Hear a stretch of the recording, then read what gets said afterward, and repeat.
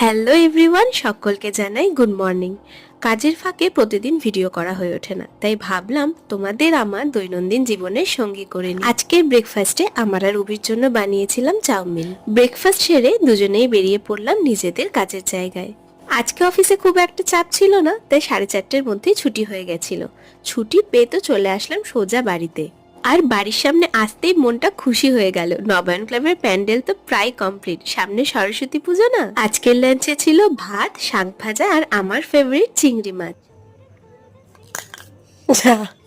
এই নলপাপড়গুলো কিন্তু আমার সেই ছোট্টবেলার থেকে খুব পছন্দের। বিকেলে বেরিয়ে সবার প্রথমে গেছিলাম একটা চুলের ক্রিম্পার কিনতে, কিন্তু আমার খুব একটা পছন্দ হয়নি, তাই কিনিনি। ওখান থেকে বেরিয়ে চলে গেলাম সোজা ঘূর্ণিতে প্রিয়দর্শিনীর বাড়ি। ওর কাছে একটা এক্সট্রা ক্রিম্পার ছিল, সেটাই নিতে গেছিলাম। ওখান থেকে বেরিয়ে ফুচকা খেয়ে একটা হোয়াইটনার আর পেন কিনে যখন বাড়ি ঢুকলাম তখন বাজে 10:30। আজকের মতো গুড নাইট, দেখা হবে আবার কালকে।